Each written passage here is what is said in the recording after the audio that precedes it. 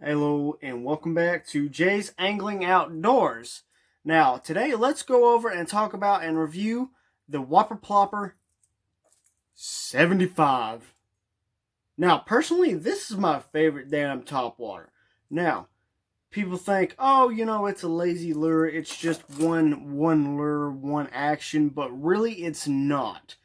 Whenever you're fishing the Whopper Plopper, now the top three colors that I would stick around to is the bone color, as you can see right there. And the white and the loon.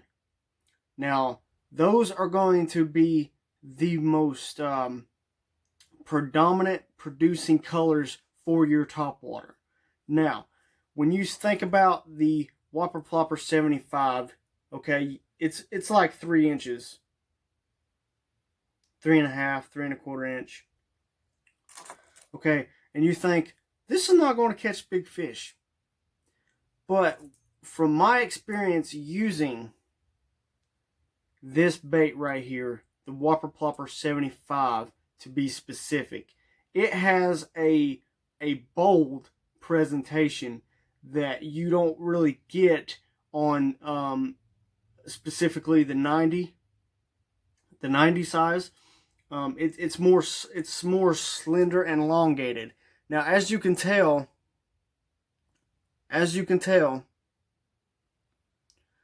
the body on this one is got that wide, fat body style,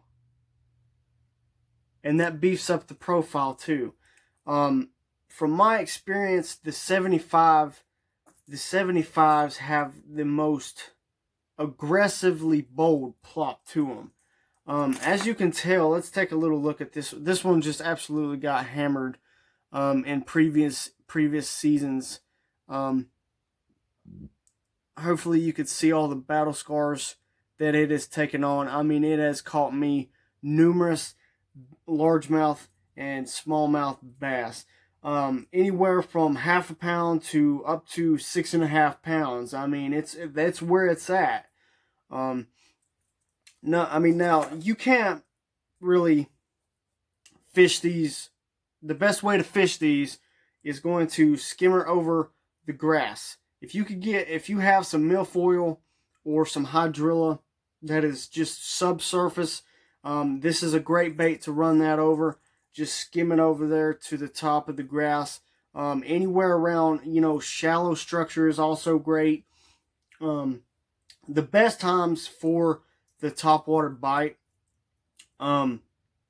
is predominantly around dawn and dusk. That's when it really turns off it turns on and have like so many blow-ups during the dawn period window and the dusk period window. Now, let's talk about the profile of this a little bit more.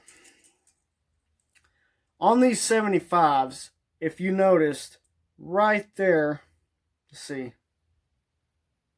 you have a gasket from in between the prop and the body.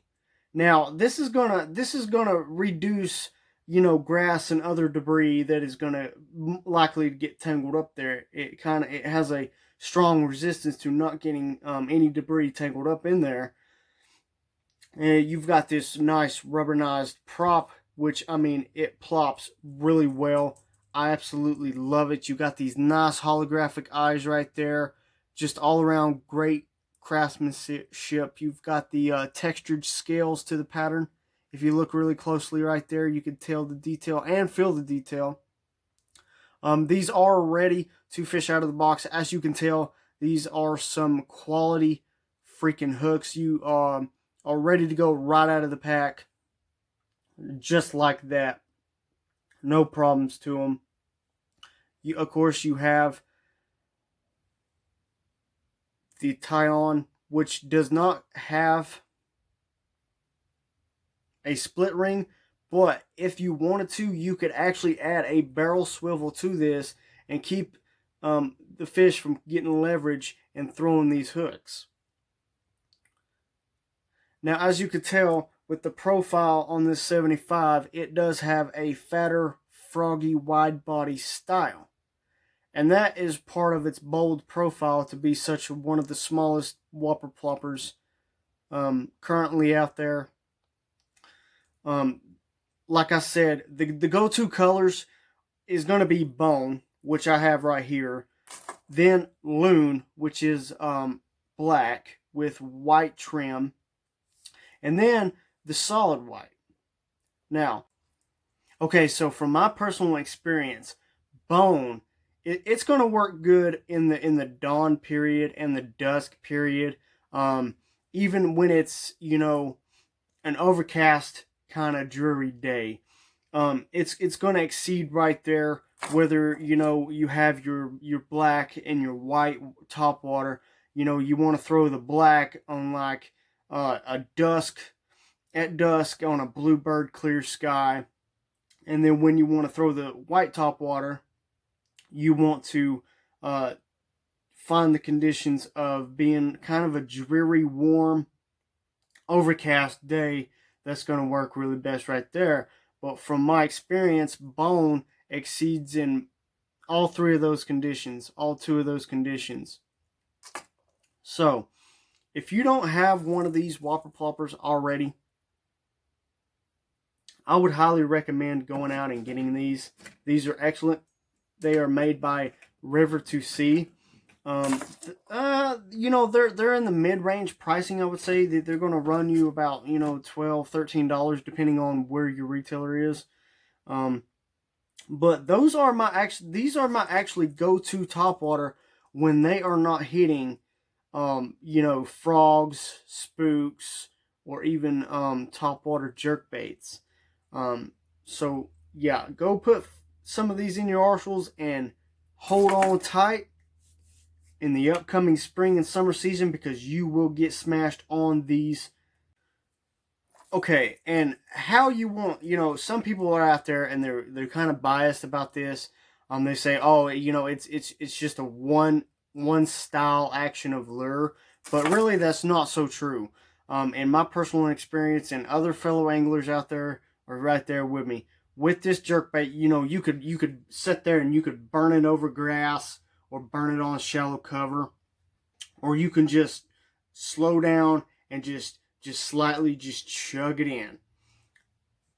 And what a lot of people overlook, I have noticed, is you could actually work this thing like a topwater jerkbait and give it more bold, explosive, subtle plops that will most definitely get you a reaction bite when they are not so active. You can sit there and you could slow it down, come to a complete stop, and give it a big old hard jerk or a twick. I mean, not a twick, but you catch me. There's like 3 different motions that you could really work this thing. As I said, you can burn it in, you can chug it in, over grass, on shallow cover, around the outskirts of pads is really great. So, yeah.